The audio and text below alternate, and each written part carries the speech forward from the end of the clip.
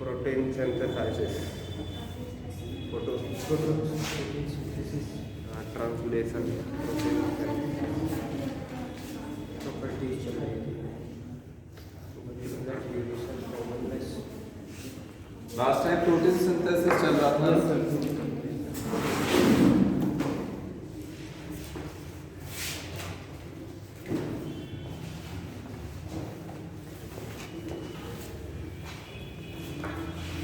मैंने बताया था आपको टीआरएनए कैसे चार्ज होता है। तो फर्स्ट सबसे पहले क्या होगा, टीआरएनए चार्ज, ठीक है। अब प्रोटीन सिंथेसिस में कितने स्टेप्स होते हैं? 3 स्टेप, इनिशिएशन, इलॉन्गेशन और इनिशिएशन।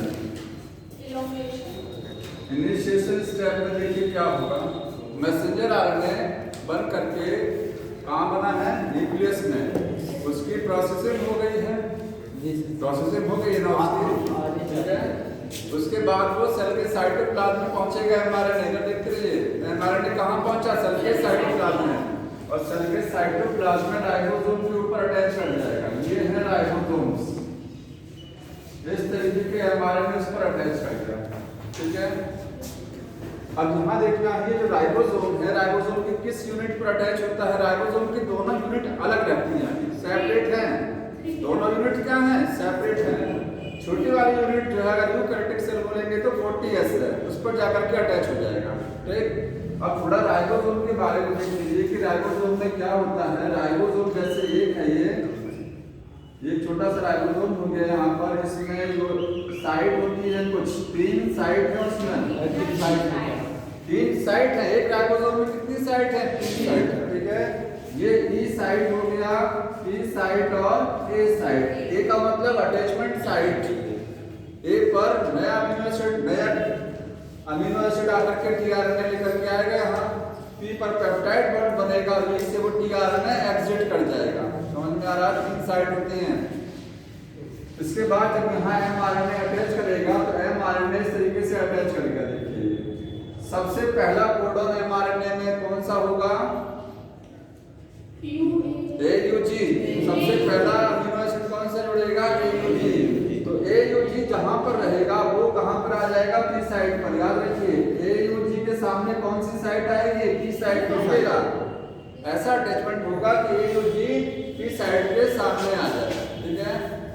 अब यहाँ पर क्या होगा? ये टीआरएनए है, इस तरीके का टीआरएनए है, ठीक है। ये टीआरएनए में 3 प्राइम एंड है और 5 प्राइम एंड, और ये एंटीकोडन आर्म हो गया। 3 प्राइम एंड पर एक अमीनो एसिड लोड होता है। अमीनो एसिड लोडिंग साइट कहां पर होती है? 3 वाली साइट पर होती है। 5 पर फॉस्फेट होता है, 3 पर OH, उस पर अमीनो एसिड लोड हो जाएगा। ये चार्ज टीआरएनए आ रहा है, ठीक है। चार्ज टीआरएनए आकर के कहां बैठेगा? AUG पर बैठेगा आकर के। और ये देखिए यहाँ पर ये आ गया, अपने साथ किसको लेके आया है? मीथियोनाइन को लेके आया है। इसको मीथियोनाइन, क्योंकि ये इसी के हिसाब से यहाँ लगेगा। जो सीक्वेंस मैसेंजर आरएनए में है उसी के अकॉर्डिंग यहाँ अमीनो एसिड आएगा, मीथियोनाइन। टेबल में जो दिया हुआ है ना 64 कोडन की टेबल में देखिए, ठीक है। हाँ, AUG के हिसाब से मीथियोनाइन लग गया। अब क्या होगा? बड़ी वाली जो सब यूनिट होती है वो आकर के अटैच कर जाएगी।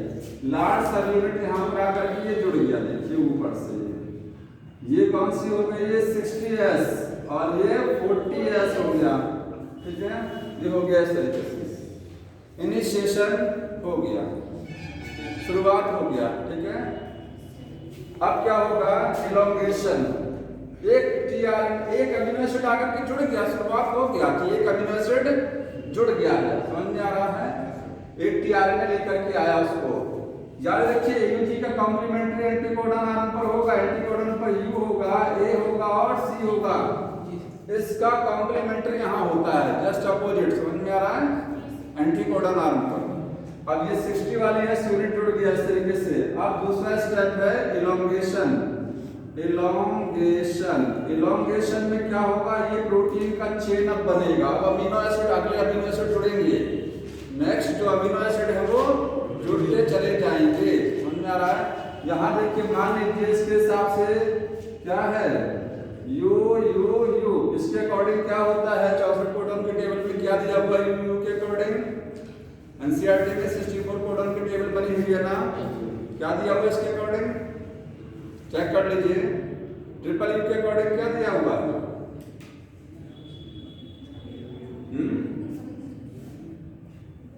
AAU है। ट्रिपल यू देखिए, कोई भी एक कोड बोल दीजिए, कोई भी एक कोड AAU है सर। हाँ AAU AAU AAG है सर। क्या है? AAG है और UUC है। AAG इसके अकॉर्डिंग क्या होता है?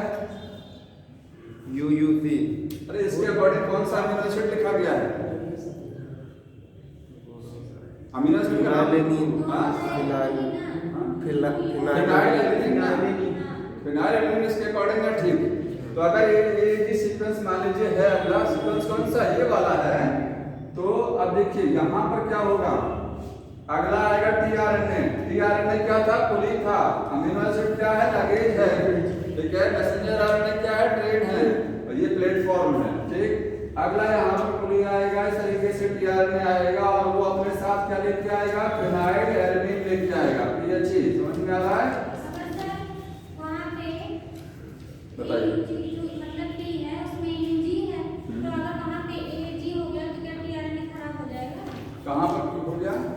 जैसे जहाँ पे एयूजी है ना, और अगर उसकी जगह पे एजी होता खराब नहीं होता। 64 कोडन में 3 कोडन हटा दीजिए जो कि स्टॉप कोडन होते हैं, उनके अकॉर्डिंग कोई अमीनो एसिड नहीं होता, कोई अमीनो एसिड है ही नहीं है। 61 कोडन कोडिंग होते हैं, 61 के हिसाब से आपको अमीनो एसिड मिलेगा। फर्स्ट याद रखिए, सबसे पहला कोडन कौन सा होता है? यूजी। इसका डुअल फंक्शन है। डुअल फंक्शन समझते हैं? क्वेश्चन आता है कि किस कोडन का डुअल फंक्शन होता है? 2 फंक्शन।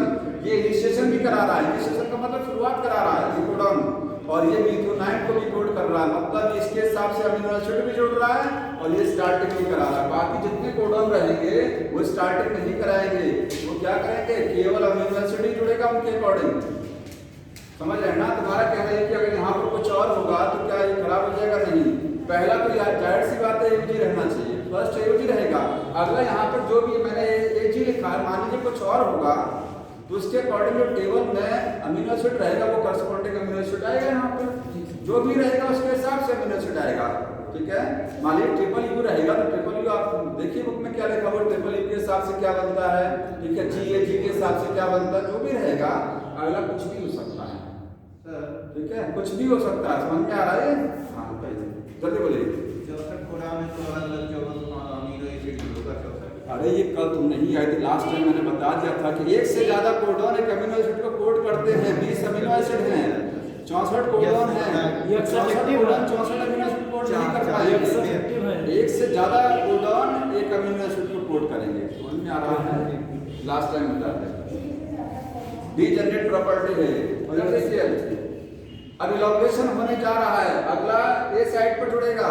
याद रखिए पहला क्वेश्चन आता है कि सबसे पहला टीआरएनए कहां जुड़ता है, तो बी साइड पर सबसे पहला टीआरएनए जुड़ेगा। अगली बार जो नए टीआरएनए आएंगे, जो नया, वो ए साइड पर जुड़ेगा। ए साइड समझ रहे ना? यहाँ पर जो सीक्वेंस होगी, जो भी सीक्वेंस होगी उसके अकॉर्डिंग टीआरएनए लग जाएगा। तो नया टीआरएनए ए साइड पर, पहला टीआरएनए बी साइड पर। हाँ बता रहे हैं क्या है, समझ में आ रहा? बता रहे हैं। यहाँ तक हो गया। अब क्या होगा देखिए, यहाँ मिथ्योनाइन है, एक अमीनो एसिड ये हो गया, एक अमीनो एसिड ये हो गया, दोनों के बीच में बॉन्ड बन जाएगा, पेप्टाइड बॉन्ड बन जाएगा। मतलब ये टीआरएनए इस कुली ने अपना सामान इसको दे दिया, इस कुली ने अपना सामान किसको दे दिया? लगेज इसको दे दिया, ठीक है। ये अमीनो एसिड इस पर चला गया, दोनों के बीच में पेप्टाइड बॉन्ड बन गया ना। अब इसका काम खत्म हो गया, इसका काम खत्म। तो ये पहले ई साइड पर आएगा, यहाँ से एग्जिट हो जाएगा, ये का मतलब एग्जिट होता है, यहाँ से वो निकल जाएगा, पहले इस साइड पर आएगा, यहाँ से एग्जिट, ठीक है। तो यहाँ ये समझ में आया पेप्टाइड बॉन्ड बन रहा है ना। अब यहाँ ध्यान रखना कि पेप्टाइड बॉन्ड बनाता कौन है, तो ये आपकी जो 60S यूनिट है, ठीक है। 60S के भी पार्ट होते हैं, बताया था मैंने ना। 28S होता है, 5S, 5.6S और 18S होता है। तो जो 23S वाली यूनिट होगी उसमें 20 कौन सा होता है?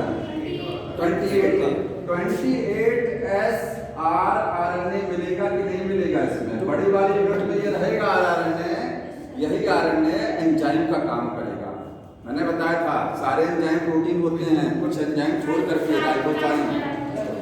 कभी कभी आरएनए एंजाइम का काम करता है, उसको क्या बोलते हैं?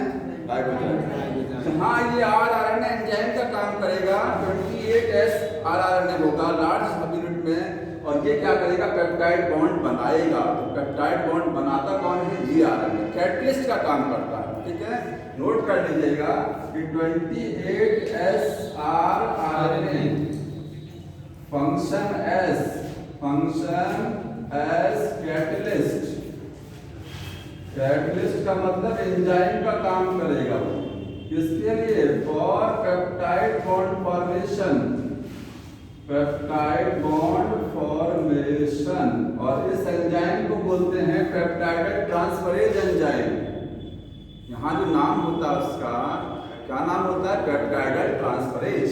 तो कैटलिस्ट का काम करेगा। एंड नेम, उसका क्या नाम रखा जाएगा? Peptidyl transferase. तो पेप्टाइडल ट्रांसफरेज एंजाइम जो आरएनए है वो क्या है? वो आरएनए है। 28S आरएनए होता है। ठीक है, अगर यही प्रोकैरियोट में होगा वहाँ 23S आरएनए होगा, क्योंकि लार्ज सब यूनिट में क्या होता है? 23 होता है उसमें ना। ठीक है, तो यहाँ लिख लीजिएगा प्रोकैरियोट में क्या मिलेगा? 23S आरएनए कैटलिस्ट का काम करेगा। ये इंपॉर्टेंट क्वेश्चन है। ठीक है, बताइए। ये अमीनो ग्रुप ट्रांसफर क्यों होगा?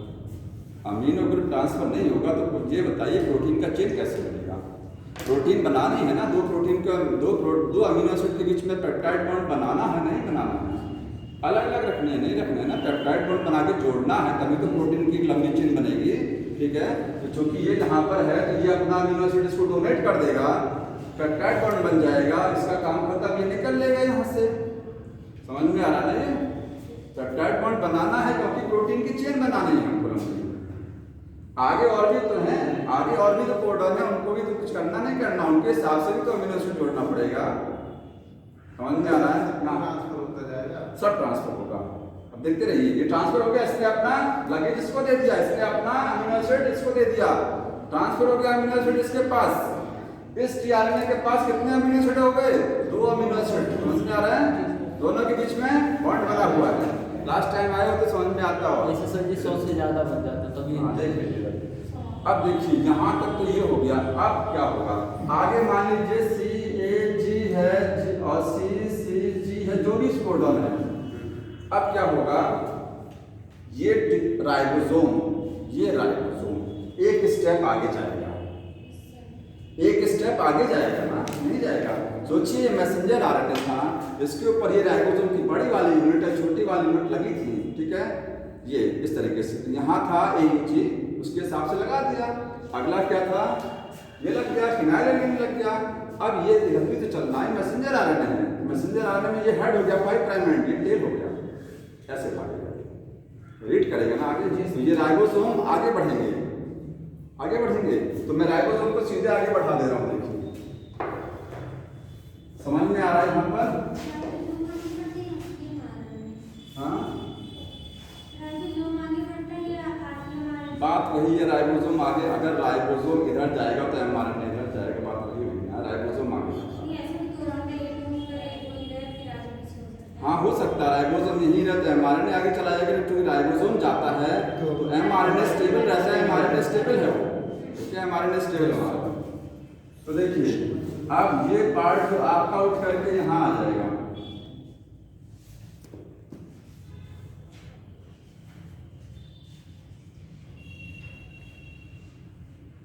तो समझ में आ रहा है? देखिए ये इस साइड थी यहाँ पर, ये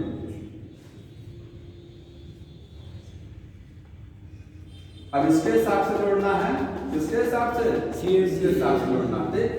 ये साइड सामने आ जाएगी, ये साइड किसके सामने आ जाएगी? जिसके हिसाब से अब मैं नया अमीनो एसिड लेके आना है। और ये बी साइड यहाँ पर आ गया, इस साइड यहाँ पर आ गया। ये टीआरएनए है, इसके पास 2 अमीनो एसिड हैं, ठीक है, 2 अमीनो एसिड इसके पास।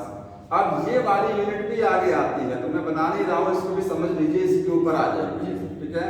अब यहाँ पर CAG के अकॉर्डिंग कोई एक अमीनो एसिड होगा, उसके हिसाब से टीआरएनए आएगा।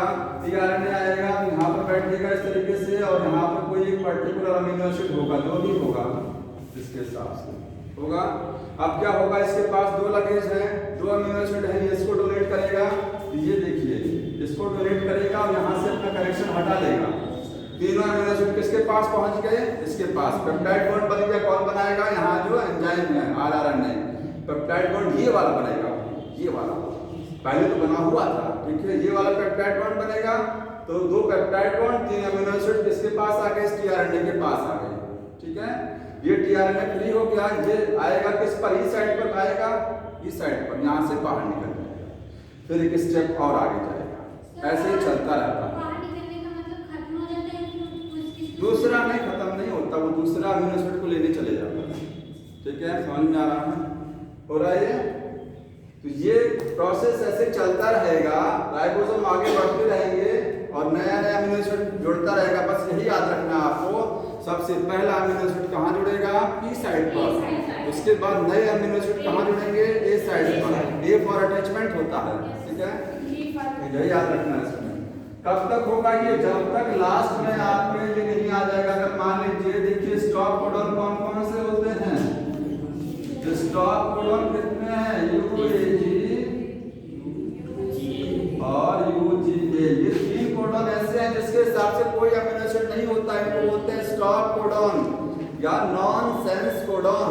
क्या बोलते हैं, नॉनसेंस या स्टॉप कोडॉन, नोट कर लीजिए, जिसको बोलते हैं नॉनसेंस कोडॉन।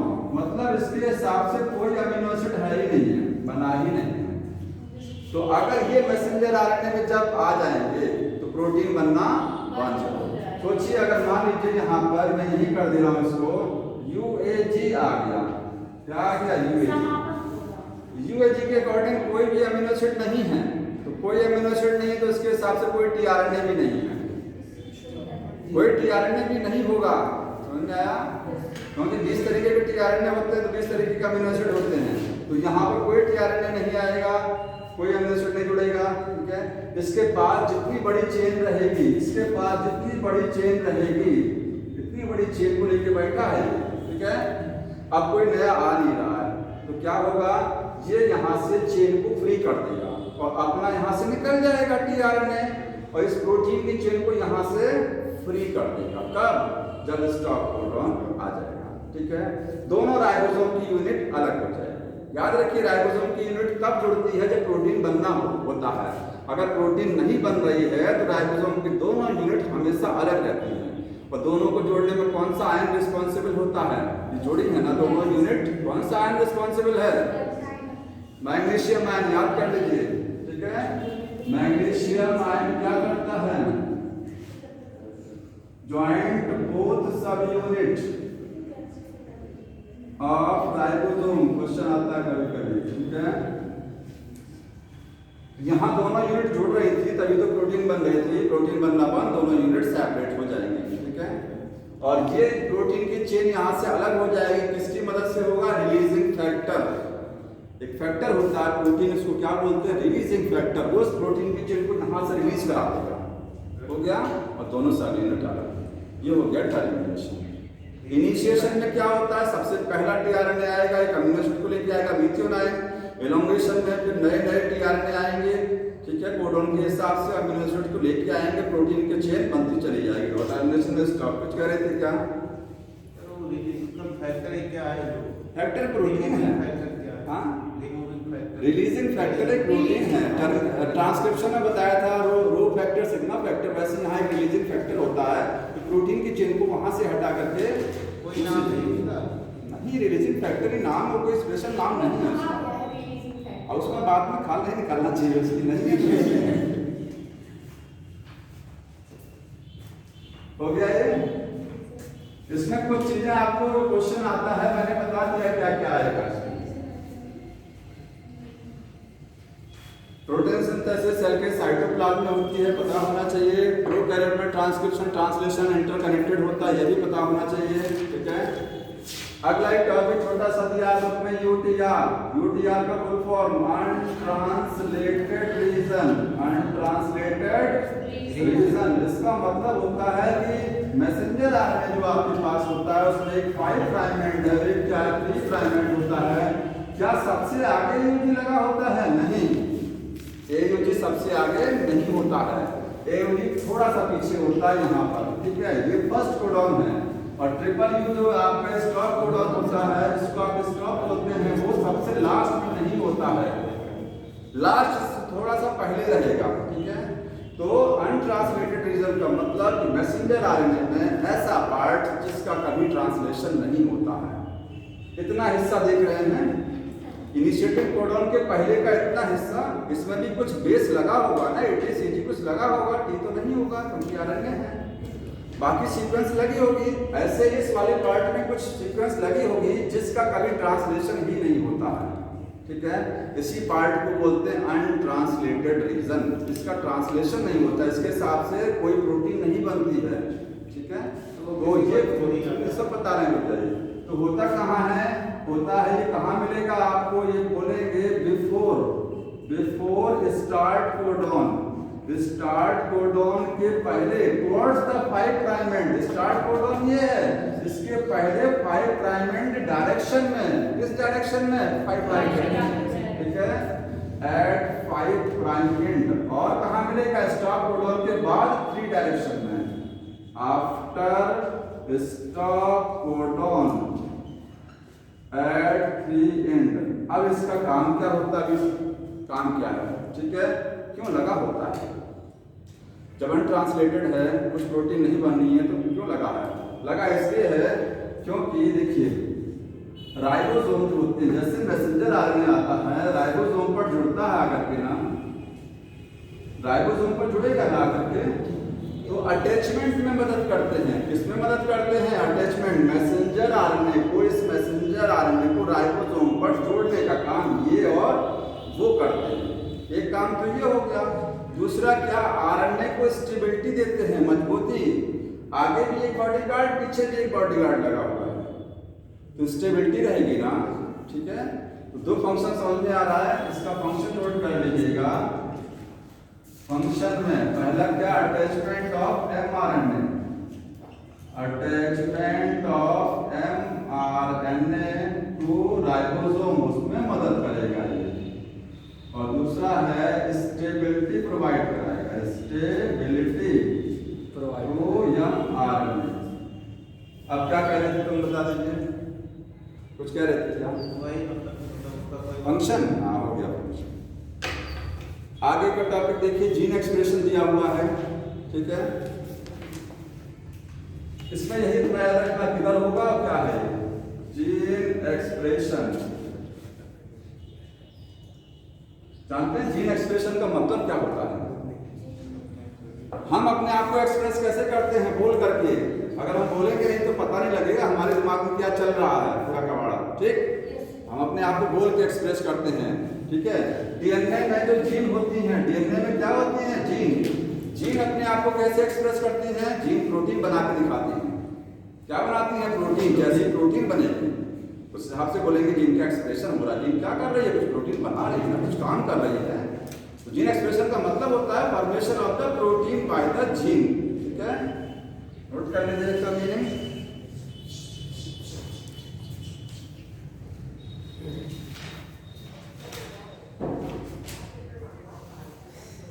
क्या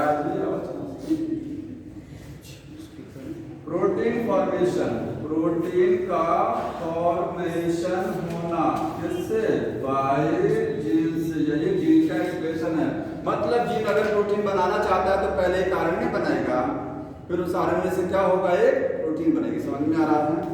अब क्वेश्चन ये होता है, क्या हमारी बॉडी में जितनी जीन्स होती हैं, 30,000 जीन्स होती हैं, कितने? 30,000 जीन, टोटल 46 क्रोमोसोम, 30,000 जीन। क्या सारी जीन हमेशा एक्सप्रेस रहती हैं? सारी जीन हमेशा प्रोटीन बनाती हैं? नहीं, ठीक है। कुछ जीन कभी प्रोटीन नहीं बनाती। समझ में आया? तो जब जरूरत पड़ती है बॉडी को तब प्रोटीन बनाई जाती है रिक्वायरमेंट के हिसाब से। और कुछ जीन ऐसी होती हैं कि जो हमेशा एक्सप्रेस होती रहती है, हमेशा प्रोटीन बनाएंगे उसमें। जैसे स्टेम सेल्स, स्टेम सेल समझ रहे ना, गैस्ट्रुला समझते हैं ना, मोरुला के बाद ब्लास्टुला, गैस्ट्रुला मतलब गैस्ट्रुला में जो इम्प्यूरल नॉब लगा होता है उसमें स्टेम सेल होती है, उससे 3 लेयर बनती है, एक्टोडर्म, मेसोडर्म, इंडोडर्म बनता है। उसमें जो सेल हैं उसकी सारी जीन क्या होती हैं, एक्सप्रेस करती है, ठीक है। बाकी अगर हमारी बॉडी में स्किन है, ठीक है, स्किन है, तो क्या स्किन में जो सेल्स हैं उसमें जो जीन हैं वो सब एक्सप्रेस करेंगे हमेशा। हार्ट की जो सेल हैं क्या वो हमेशा एक्सप्रेस करेंगे? नहीं, क्योंकि उनको देखिए जाने, एक होता है मेरिस्टेमेटिक टिश्यू, प्लांट में अगर देखेंगे वही परमानेंट। मेरिस्टेमेटिक टिश्यू में क्या होता है, जीन है हमेशा डिवाइड कर रही है, लेकिन जब वो परमानेंट हो गया तो उसको एक पर्टिकुलर काम दे दिया गया कि बोला अब तुमको यही काम करना है, स्थिर हो जाता। स्किन की सेल्स को क्या काम करना है पता ही है। तो जो जीन स्किन में भी 30,000 जीन है हर सेल में कितनी जीन है? 30,000। वही जीन जितनी भी सेल हमारी बॉडी में है 30,000 सारी सेल्स में, ठीक है। तो हर जीन हर समय एक्सप्रेस नहीं रहती है, जरूरत पड़ने पर क्या होती है, एक्सप्रेस करती है। प्रोटीन। अब एक टॉपिक है रेगुलेशन ऑफ जीन एक्सप्रेशन, इसी को समझना है। रेगुलेशन ऑफ जीन एक्सप्रेशन, ये जो जीन का एक्सप्रेशन है इसको रेगुलेट कैसे किया जाता है? रेगुलेट करने का मतलब कंट्रोल, क्योंकि कुछ जीन हमेशा एक्सप्रेस होती हैं, कुछ जरूरत पड़ने पर एक्सप्रेस होती हैं, ठीक है। तो कंट्रोल कौन करता है कि किस जीन को किस समय कौन सा प्रोटीन बनाना है, ये डिसाइड कैसे होगा, ठीक है। किस जीन को किस समय कौन सा प्रोटीन बनाना है, ठीक है, ये डिसाइड होना चाहिए ना, ये रेगुलेट होना चाहिए, इसी को बोलते हैं कंट्रोलिंग।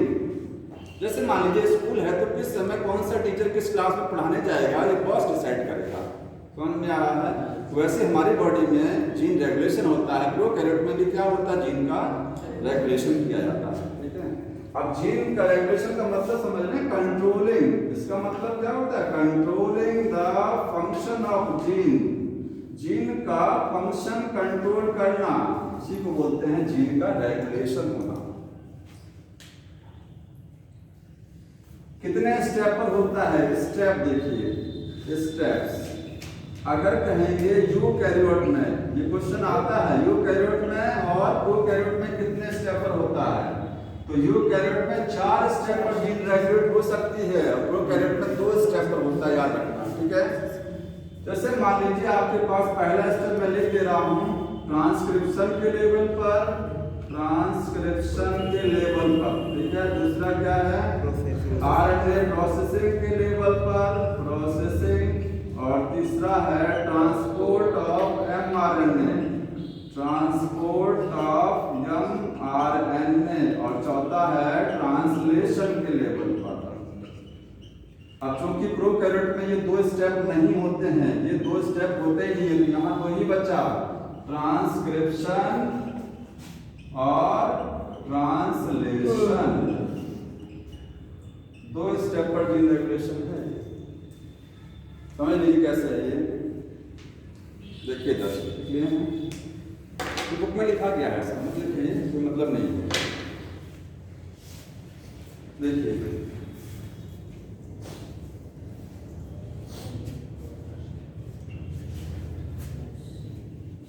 ये आपके पास यूकैरियोटिक सेल है, इसमें ये न्यूक्लियस है, ठीक है, ये डीएनए हो गया, डीएनए से आरएनए का बनना बताइए क्या बोला जाता है, ट्रांसक्रिप्शन। मान लीजिए डीएनए से आरएनए बना ही नहीं है, तो जीन क्या करेगी, जीन जो बनाना चाह रही थी प्रोटीन नहीं बना पाया, डीएनए से आरएनए नहीं बन पाया। पहला स्टेप जीन रेगुलेशन कौन सा होता है, ट्रांसक्रिप्शन के लेवल पर जीन रेगुलेट हो सकती है, जीन का फंक्शन कंट्रोल हो सकता है, समझ में आया, ट्रांसक्रिप्शन। दूसरा मान लीजिए आरएनए बन गया लेकिन आरएनए में प्रोसेसिंग नहीं हुई, प्रोसेस को समझते हैं, इंट्रॉन्स को काट के निकाला जाता है, एक्सॉन्स को जोड़ा जाता है, तो नहीं हो पाया प्रोसेसिंग, तो फिर जीन का ट्रांसक्रिप्शन, जीन का रेगुलेशन हो गया ना, जीन अपना काम नहीं कर पाएगी, प्रोटीन नहीं बनेगा, आरएनए प्रोसेसिंग नहीं हो पाएगी, अगर बनेगी भी तो प्रॉपर नहीं बनेगी, अनवांटेड सीक्वेंस बीच में लगी हुई है, समझ में आ रहा है। तीसरा है ट्रांसपोर्ट, मान लीजिए मैसेंजर आरएनए का प्रोसेसिंग भी हो गया, दोनों स्टेप हो गया, लेकिन ये आरएनए बाहर नहीं निकल पाया, क्योंकि न्यूक्लियस से बाहर निकलता है मैसेंजर आरएनए, न्यूक्लियर पोर के थ्रू नहीं आ पाया, अंदर ही रह गया, तो फिर प्रोटीन नहीं बनेगा, ठीक है, जीन एक्सप्रेशन ब्लॉक हो गया। और मान लीजिए ट्रांसलेशन सब कुछ हो गया, राइबोसोम नहीं अटैच हो पाए, प्लेटफॉर्म नहीं बना, tRNA नहीं आया, किसी वजह से प्रोटीन नहीं बन पाई, तो ट्रांसलेशन ब्लॉक हो जाएगा। कुछ भी रीजन हो सकता है ट्रांसलेशन का। समझ में आ रहा है? 4 स्टेप। अब जो कि प्रोकैरियोट में आरएनए प्रोसेसिंग नहीं होती है, मैंने बता दिया था लास्ट टाइम, प्रोसेसिंग नहीं होती है क्योंकि सारा पार्ट क्या होता है, कोडिंग, वहां इंट्रॉन्स नहीं होते हैं मैसेंजर आरएनए में, ठीक है, ये स्टेप हट जाएगा। अब ट्रांसपोर्ट नहीं होता है क्योंकि न्यूक्लियस मेम्ब्रेन नहीं है, न्यूक्लियर मेम्ब्रेन नहीं है, तो ट्रांसपोर्ट करने की जरूरत ही क्या है। जहां से यहीं से देखिए डीएनए से इतना आरएनए बन गया है, इससे तुरंत प्रोटीन बन जाएगा, वहां कहीं ट्रांसपोर्ट थोड़ी ना होता है। प्रोकैरियोट में आरएनए ट्रांसपोर्ट नहीं करता क्योंकि न्यूक्लियर मेम्ब्रेन ही नहीं होती है, ठीक। ट्रांसक्रिप्शन कहाँ चलता है, सेल के साइटोप्लाज्म में, ट्रांसपोर्ट करने की जरूरत ही नहीं है, दोनों स्टेप इंटरकनेक्टेड है वहां पर। समझ में आ रहा है? ये आता क्वेश्चन की 4 लेवल हो, 2 लेवल। अगला टॉपिक दिया हुआ है ओपरॉन क्या होता है, लैक ओपरॉन। बोर्ड में जो लोग बोर्ड दे रहे होंगे 2-3 क्वेश्चन बोर्ड में फिक्स रहते हैं अक्सर आने के। जानते हैं कौन सा होता है? एक लैक ओपरॉन से लॉन्ग क्वेश्चन फिक्स रहता है, एक आता है जो इकोलॉजी में आप देखेंगे जे शेप कर्व, सुन लीजिए जे शेप कर्व है ना, इकोलॉजी में देखिए एस शेप और जे शेप कर्व पर क्वेश्चन आता है। लॉन्ग क्वेश्चन बहुत आसान होता है, और एक और किताब में सोच के, ठीक है। ये 3 क्वेश्चन में एक लॉन्ग क्वेश्चन अक्सर आ जाता है और बहुत आसान है, इसमें कुछ करना वरना नहीं है। दुनिया का सबसे कठिन सब्जेक्ट बायोलॉजी, वो में कह रहे हैं। हाँ बायोलॉजी बात सही है, तो भी थोड़ा सा टर्मिनोलॉजी ज़्यादा है इसमें। हर एक छोटा सा टॉपिक के बाद एक छोटा सा टॉपिक फिर स्टार्ट हो जाता है, कोई सीक्वेंस नहीं बन पाती प्रॉपर्ली, नाम बहुत है। देखिए ओपरॉन क्या है, ध्यान सुन लीजिए। ओपरॉन क्या होता है, कोई बताएगा क्या है ओपरॉन? हाँ जल्दी सोच के बताइए।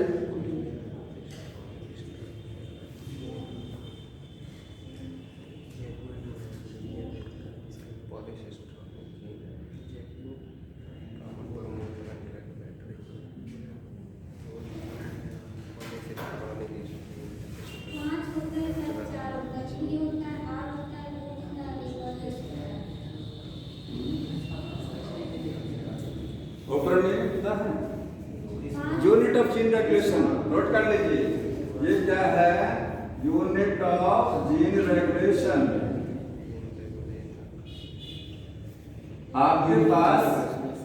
आपके पास बिजली का बोर्ड होता है, उसमें एक रेगुलेटर लगा होता है, स्विच ऑन ऑन लगे होते हैं, पूरे बोर्ड को मिला के बोलते हैं ओपरॉन। समझ में आ गया?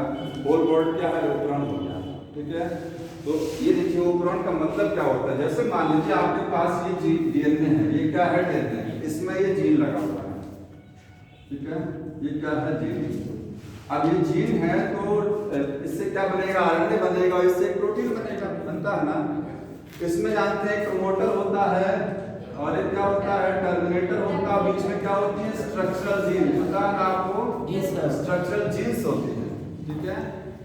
एक चीज और, ओपरॉन आप केवल यूकैरियोट्स में नहीं मिलता, कभी प्रोकैरियोट में मिलता। नोट कर लीजिए कहाँ मिलता? Only in the prokaryote. Eukaryote में ओपरॉन नहीं होता, ओनली इन प्रोकैरियोट। यूकैरियोट में बहुत रेयर है, अगर है तो क्या केवल प्रोकैरियोट में ओपरॉन मिलता देखने को। इसलिए बैक्टीरिया का केस लिखा हुआ बुक में लैक ओपरॉन जो समझाया गया है, ठीक है। उसके पहले थोड़ा सा एक चीज जान लीजिए, जीन रेगुलेशन होता कैसे है। जीन रेगुलेशन कैसे होता, कैसे जीन का फंक्शन हम कंट्रोल करते हैं। रेगुलेटर से पंखे की स्पीड घटाते बढ़ाते हैं, तो हम जीन का फंक्शन कैसे कंट्रोल करते हैं, तब ओपरॉन समझिएगा, ठीक है। जीन रेगुलेशन 2 तरीके का होता है, एक होता है पॉजिटिव जीन रेगुलेशन और एक होता है नेगेटिव जीन रेगुलेशन, ठीक है। पॉजिटिव और नेगेटिव। मान लीजिए कोई बच्चा है, हम उसको बोलते हैं कि और पढ़ाई करिए, प्रमोट करते हैं ताकि और पढ़ाई करे, तो पॉजिटिव क्यों कर रहे हैं ना, पॉजिटिव थिंकिंग दे रहे हैं। एक होता है डांट के बैठा दे रहे हैं, तुम्हारे बस की बात नहीं है, बेकार हो गया वो, ठीक है। वो नेगेटिव जीन रेगुलेशन होता है, मतलब जीन के फंक्शन को बढ़ाना, जीन के फंक्शन को घटाना, जीन से एक पर्टिकुलर प्रोटीन बनाना पॉजिटिव जीन रेगुलेशन है। अगर जीन को बोला जा रहा है कि तुम एक प्रोटीन बना दो तो पॉजिटिव जीन रेगुलेशन हो रहा है, ठीक है। और जीन को दबा दिया कि नहीं तुमको बनाना नहीं है तो नेगेटिव जीन रेगुलेशन हो गया, ठीक है। होता किससे है? पॉजिटिव जीन रेगुलेशन जो होता है ये होता है इंड्यूसर से। किससे होता है? बाय इंड्यूसर, ठीक है। और ये होता है by repressor protein. Repressor protein मतलब कुछ प्रोटीन होती हैं जो जीन के फंक्शन को क्या करती हैं? रेगुलेट कराती हैं। जीन से प्रोटीन बननी चाहिए, ठीक है, लेकिन अगर जीन प्रोटीन नहीं बना रही है मान लीजिए तो उसमें किसी ना किसी का हाथ है, एक प्रोटीन का रोल होगा, ठीक है। अगर जीन प्रोटीन नहीं बना पा रही है, जीन का फंक्शन नहीं चल रहा तो उसमें प्रोटीन का रोल हो सकता है वो प्रोटीन क्या हो, अगर पॉजिटिव होगी वो, अगर इंड्यूसर प्रोटीन होगी तो वो जीन को अलाउ करेगी, नहीं तो प्रोटीन बना दीजिए। और अगर वो नेगेटिव प्रोटीन होगी मतलब वो रिप्रेसर प्रोटीन होगी तो वो फंक्शन रोक देगी, वो प्रोटीन नहीं बनाने देगी जीन को। समझ में आया? इसी तरीके से देखिए हमारी बॉडी में जितनी जीन्स होती हैं क्या सारी जीन प्रोटीन बनाती हैं? सारी जीन प्रोटीन नहीं बनाती हैं, ठीक है। जो जीन कुछ जीन बॉडी में ऐसी होती हैं जो रेगुलेटर का काम करती हैं। क्या करती हैं? रेगुलेटर। समझ में आ रहा है? सब पढ़ाई करने लग जाएंगे तो नेता कौन बनेगा? कहावत है ना, कंट्रोल कौन करेगा, देश कौन चलाएगा? तो रेगुलेटर देश चलाते हैं, ठीक है। कुछ जीन ऐसी होती हैं जो बॉस होती हैं, वो सबके ऊपर बॉस होती हैं, वो रेगुलेटर जीन है, वो अपना कुछ नहीं बनाएंगी, वो अपना कोई स्पेशल प्रोटीन तो बनाएंगी, प्रोटीन बनाएंगी, बट वो बॉडी के लिए कोई स्पेशल प्रोटीन नहीं बना रहे हैं। वो दूसरे जीन को फंक्शन को रेगुलेट कराने के लिए प्रोटीन बनाएंगे, वो दूसरे का फंक्शन कंट्रोल कराएंगे। समझ में आ रहा है? ऐसी जीन को क्या बोलते हैं? Regulatory gene. तो रेगुलेटरी जीन समझ में आया? वो जीन होती है जो दूसरे जीन का फंक्शन क्या करती हैं? कंट्रोल करती हैं दूसरी जीन को, ठीक है। कुछ अपना स्पेशल विशेष प्रोटीन नहीं बनाती हैं, ठीक है।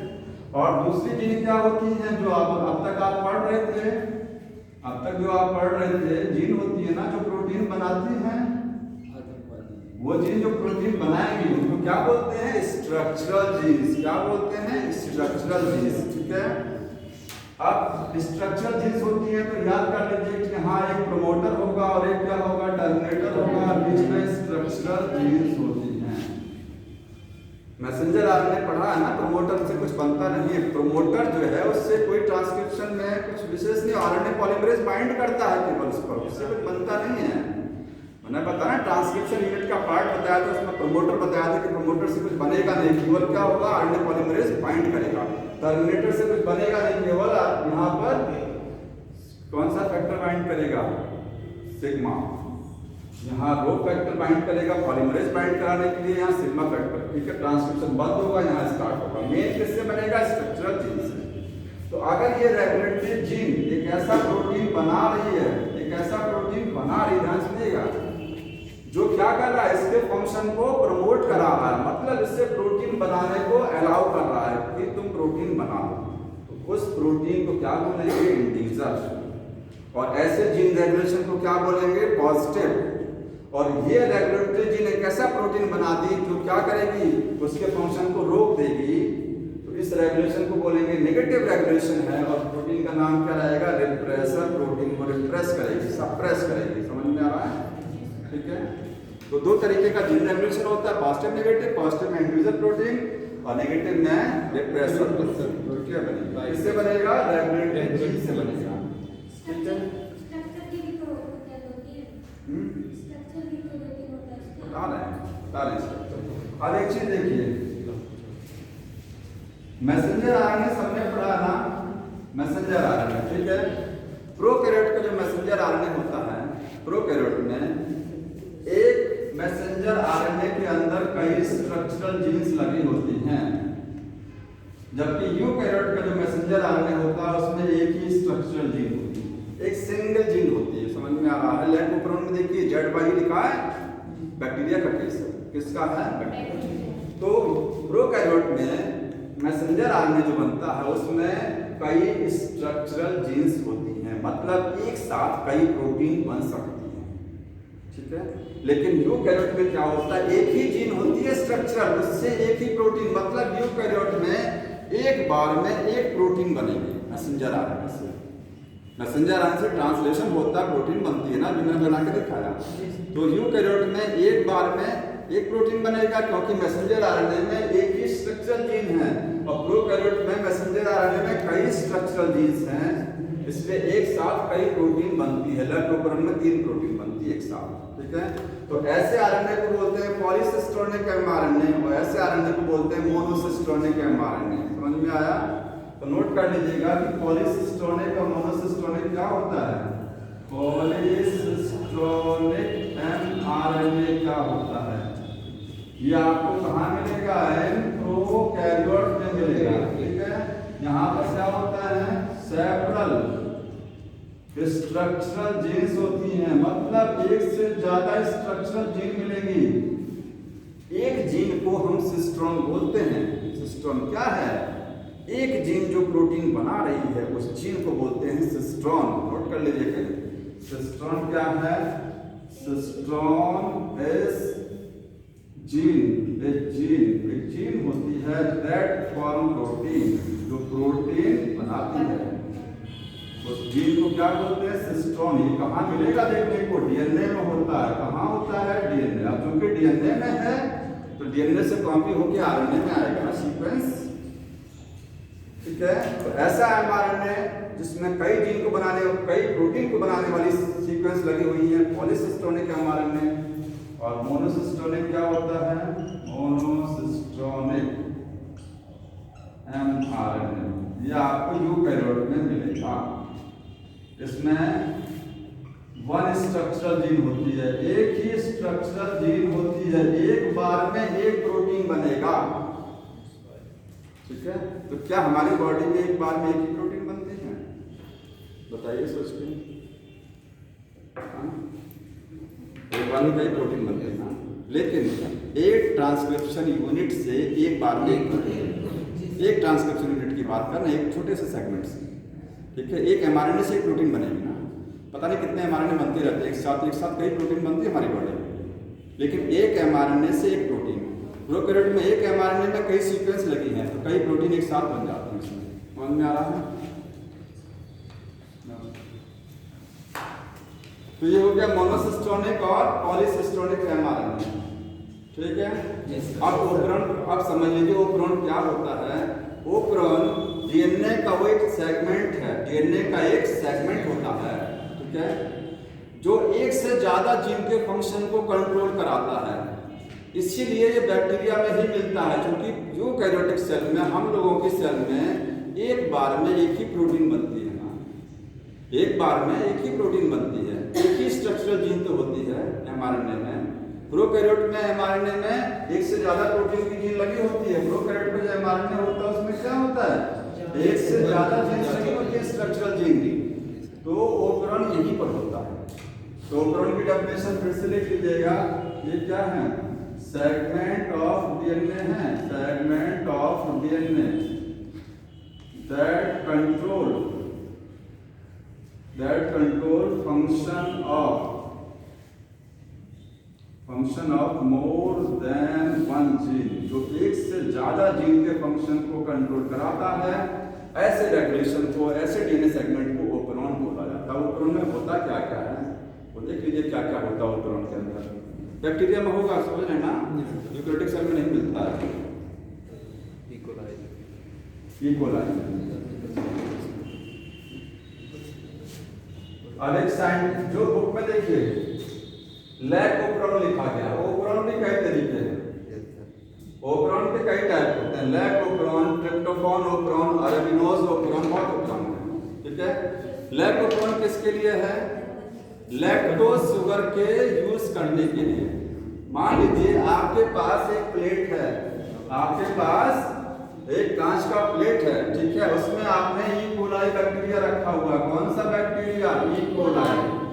उसके लिए खाना पीना बाहर रख दिया। खाना पीना का मतलब लैक्टोज शुगर मिलाया गया है बाहर, मीडियम लैक्टोज शुगर रखा हुआ है और इस से कोलाई बैक्टीरिया है, ठीक है।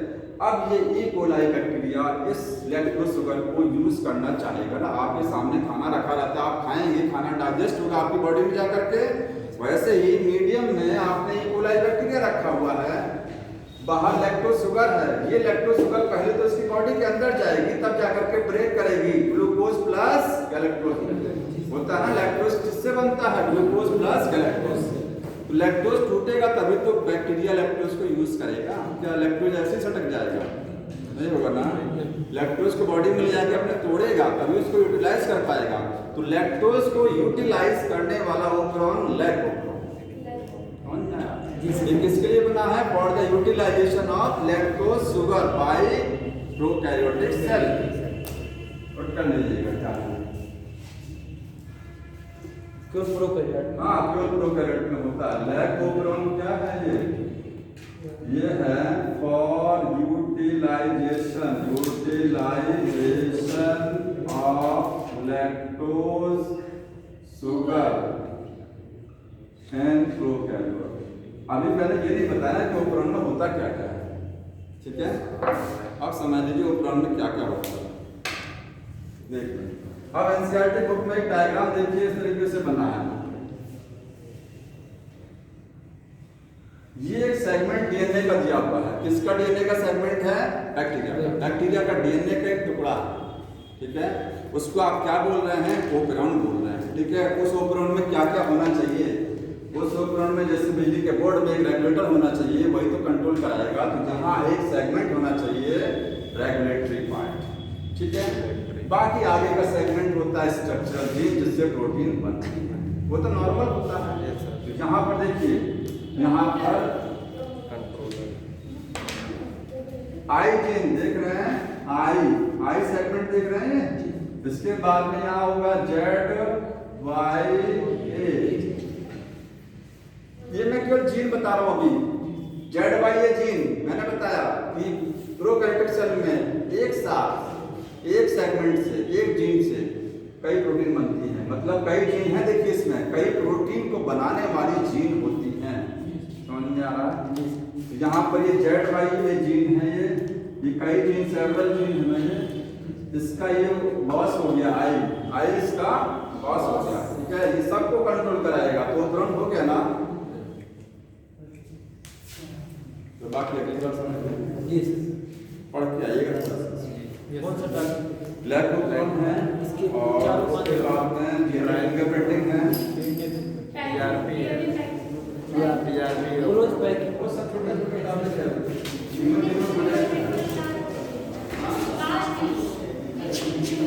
लास्ट सबसे पहले जीनोम प्रोजेक्ट पढ़ लिया।